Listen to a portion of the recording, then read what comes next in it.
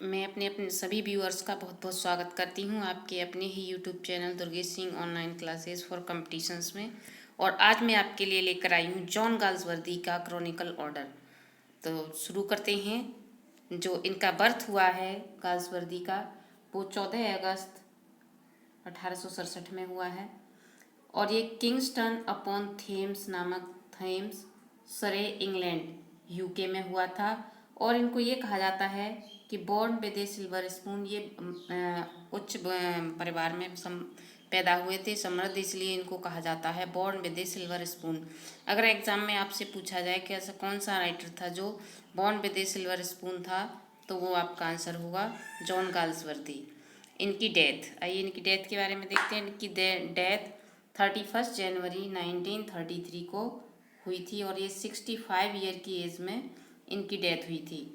और इनकी death Hempstead London में हुई थी, ग्रोव लॉज में इंग्लैंड में हुई थी।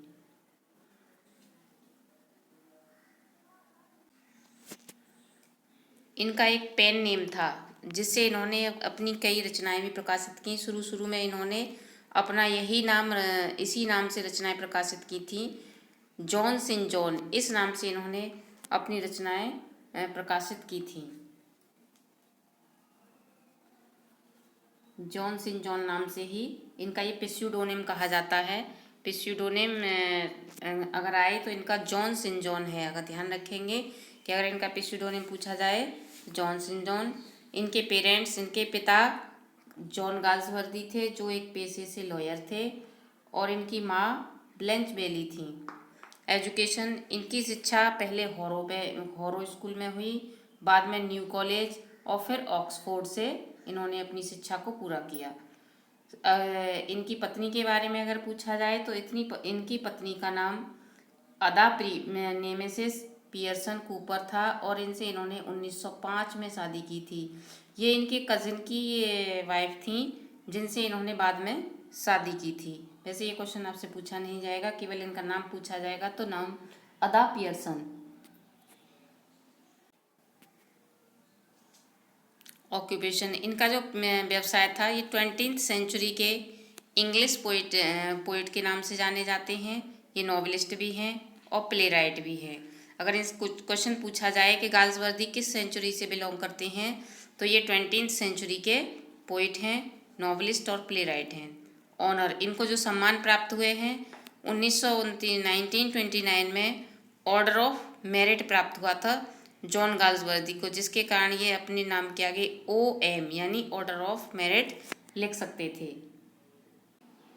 इसके बाद इनको जो महत्वपूर्ण अवार्ड प्राप्त हुआ है वो नोबेल प्राइज़ हुआ है। और ये पूछा भी जाता है कई बार, इसलिए इसको विशेष रूप से ध्यान रखें कि इनको जो नोटेबल प्राइज़ था वो नोबेल प्राइज़ मिला था लिटरेचर में। और नोबेल प्राइज़ इनको 1932 में फोरसाइट सागा के लिए मिला था। जो इनका सीरीज थी फोरसाइट सागा, उसके लिए इन्हें ये प्राइज़ मिला था। इन्हें फोरसाइट सागा से जो इन्हें इनकम प्राप्त हुई थी, जो अर्निंग इनकी हुई थी, वो इन्होंने पेन नामक संस्था को डोनेट कर दी थी, जिसकी वजह से इन्हें नाइटहुड की उपाधि दी गई थी, लेकिन इन्होंने उसको लेने से मना कर दिया था।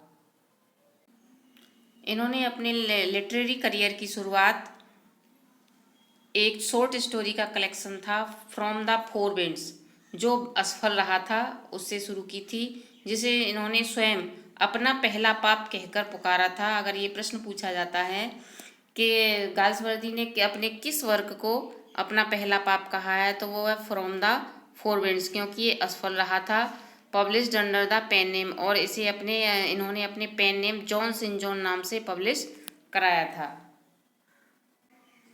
इसके बाद 1904 में इनका द आइसलैंड फेरिसीज आया, और ये इनका फर्स्ट वर्क था जो इनके खुद के नाम से अपीयर हुआ था। और ये क्वेश्चन अक्सर पूछा जाता है कि गाल्सवर्दी का कौन सा वर्क था जो इनके खुद के नाम से अपीयर हुआ, और इसका ये कौन सी ईयर में आया था। ये 1904 में आया था द आइसलैंड फेरिसीज, जो इनके खुद जॉन गाल्सवर्दी नाम से आया था।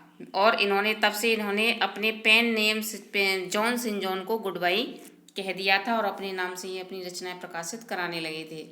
इसके बाद इनका सबसे famous play the silver box आया है 1906 में। The silver box comedy in 3 acts, ये 3 एक्ट में कॉमेडी है। Different law for rich and poor, इसमें गरीबों के लिए अलग नियम बताए हैं और अमीरों के लिए अलग रूल बताए हैं। इसमें जो सेंट्रल करेक्टर है जॉन बार्थविक है। रोपर उसका सॉलिसिटर है। स्नो एक डिटेक्टिव है। Met with his real success, जो ये नाटक अपनी सफलता को प्राप्त करता है, इन्हें एक प्ले राइट के रूप में सिद्ध करता है, गाल्सवर्दी को प्ले राइट के रूप में फेमस करता है। इन 1914 जैसा कि आपको पता है फर्स्ट वर्ल्ड वॉर शुरू हो गया था। तब ये भी इनकी इच्छा थी कि मैं भी युद्ध में लड़ूं, लेकिन इनको मना कर दिया गया क्योंकि ये उस समय काफ़ी वृद्ध थे। लेकिन इन्होंने फिर भी हार नहीं मानी और इन्होंने उन लोगों के लिए काम करना शुरू कर दिया जो युद्ध में घायल थे, जिनकी चोट लगी थी, उनकी सेवा करना इन्होंने शुरू कर दिया। इन 1916 he made tour of the slaughter house, 1916 में इन्होंने कसाई घर का के लिए विजिट किया इंग्लैंड में। And wrote a report on the inhuman method, और अमानवीय व्यवहार पर, जो स्लॉटर हाउस में जानवरों के साथ व्यवहार होता था, उस पर एक रिपोर्ट लिखी। 1970 रिफ्यूज्ड नाइटहुड अवार्ड, इन्होंने नाइटहुड अवार्ड लेने से मना कर दिया था, ये कहते हुए कि लेखक का पुरस्कार तो उसकी खुद की रचनाएं होती हैं, ना कि कोई अलग से पुरस्कार दिया जाए। तो इन्होंने इस पुरस्कार को लेने से मना कर दिया था। 1933 में died from A brain tumour, इनको ब्रेन ट्यूमर के द्वारा इनकी मृत्यु हो गई थी। एट हिज लंदन होम, इनके लंदन हाउस पर, ग्रोव लॉज हेम्पस्टीड, ग्रोव लॉज में हेम्पस्टीड में इनकी मृत्यु हो चुकी थी।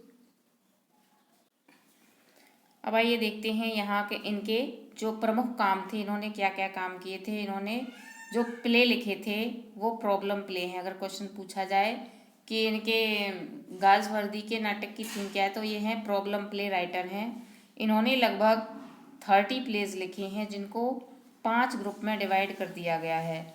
ग्रुप फर्स्ट में इसमें 5 प्ले आते हैं इनके, जिसकी थीम है सोशल इनजस्टिस इन सोसाइटी, समाज में होने वाले जो सामाजिक अन्याय है उसके बारे में। इसमें आपका सिल्वर बॉक्स है जो 1906 में आया, जस्टिस 1910 में आया था, एस्केप 1926 में, और the forest A drama in 4 acts 1924 में आया, और द शो 1925 में। ये 5 नाटक इनके ग्रुप फर्स्ट, और इसकी सोशल थीम थी सोशल इनजस्टिस और सोसाइटी, इनमें की अक्सर थीम पूछी जाती है ये नाटक। इसके बाद आता है इनका ग्रुप सेकंड में इनकी जो थीम थी वो फैमिली रिलेशन है, जो परिवार में रिलेशन होते हैं उसके ऊपर है, जिसमें इनके 3 प्ले शामिल हैं। जॉय जो 1907 में आया है, द फ्यूजिटिव 1911 में, और ए फैमिली मैन 1921 में। और जो ग्रुप थर्ड है इसमें प्रॉब्लम ऑफ आउटकास्ट की प्रॉब्लम को दिखाया गया, अदर कास्ट की समस्याओं को शो किया गया, जिसमें द पिजन 1912 में आया है, विंडोज 1922 में। ग्रुप फोर्थ में जो थीम है इनकी ट्रेजेडी ऑफ आइडियलिज्म, यानी आदर्शवाद को जो लोग मानते हैं उनके साथ क्या क्या ट्रेजेडी हो सकती हैं, उन ट्रेजेडी को इन नाटकों में प्रस्तुत किया गया है, जिसमें एक है द मॉब 1914 में आया है, दूसरा है ए बिट ऑफ लव 1914। इसके फिफ्थ ग्रुप की थीम है कास्ट फीलिंग, यानी जाति वाद महसूस करने वाली भावना। तो लॉयल्टी, जिसमें इनके 3 प्ले हैं। लॉयल्टीज 1922 में आया है, स्ट्राइफ 1907 में आया है, द एल्डेस्ट सन 1912 में आया है। अभी तक आपने इनके नाटकों के बारे का जो डिवाइडेशन पढ़ा था। अब आइए देखते हैं इनके जो नॉवेल थे वो उनको किन किन भागों में बांटा गया है। इनके नॉवेल को ट्रायोलॉजी में बांटा गया है 1906 से लेकर 1921 तक। जो ये एक सीरीज़ है नॉवेल्स की, जिसमें 3 नॉवेल और 2 इंटरलूड्स हैं। ये फर्स्ट ट्रायोलॉजी है। फर्स्ट ट्रायोलॉजी में द मैन ऑफ प्रॉपर्टी 1906 में आया था, और ये एक नॉवेल है। Indian summer of A foresight 1918 में आया है, एक इंटरलूड है और ये इनका मास्टरपीस है। इन चांसरी 1920 ये एक नॉवल है। अवेकनिंग एक इंटरलूड है। ये समझते हैं ये इंटरलूड होता क्या है। जैसे कि कोई एक दो नॉवेल हैं और उनके बीच में कनेक्शन जोड़ने के लिए जो मेन पॉइंट दिखाए जाते हैं, जिससे कि पिछले नॉवेल में क्या हुआ था, तो उसको प्रेल्यूड बोला जाता है। जैसे कि आप कोई नाटक देखते हैं और अगले दिन उसका रिकैप दिखाया जाता है, उसी तरह से प्रेल्यूड में भी एक तरह से रिकैप होता है, जिससे कि पढ़ने वाले को ये समझ में आ जाए कि इसका जो पिछला नॉवेल था, पिछली जो कड़ी थी उसमें क्या था, उसी को प्रेल्यूड कहते हैं। और इनके 9 नॉवेल हैं जिनको 3 ट्रायलॉजी में बांटा गया है और प्रत्येक में 3 नॉवेल हैं और प्रेल्यूड हैं। इसके बाद आता है इनका सेकेंड ट्रायलॉजी, जो sequel to the Forsyte Saga का सीक्वल माना जाता है। ए मॉडर्न कॉमेडी 1924 से 1928 विथ 3 नॉवेल्स। जो इनकी मॉडर्न कॉमेडी है ये फोरसाइट सागा का सीक्वल मानी जाती है। इसमें 2 इंटरलूड हैं और 3 नॉवेल हैं। अगर क्वेश्चन पूछा जाता है कि मॉडर्न कॉमेडी के राइटर कौन है, तो ये जॉन गाल्सवर्दी हैं और ये 1924 से 1928 में लिखा गया। और इसमें इनका नॉवेल है the white monkey. White monkey 1924 में आया, एक नॉवेल है। द सिल्वर स्पून ये भी एक नॉवेल है जो 1926 में आया। इसके बाद ये ए साइलेंट बूइंग 1927 में, ये एक इंटरलूड है। पेजर्स बाई 1927 ये भी एक इंटरलूड है। और इसके बाद आता है इनका स्वान सॉन्ग जो 1928 में आया था, ये नॉवेल है। स्वान सॉन्ग होता है अंतिम रचना, किसी भी राइटर की अंतिम रचना, जैसे शेक्सपियर की द टेम्पेस्ट है, उसी तरह से इनकी ये स्वान सॉन्ग 1928 में आई थी। थर्ड ट्रायलॉजी में इनके 3 नॉवल आते हैं। Made in waiting 1931, flowering wilderness 1932, over the river one more river 1933।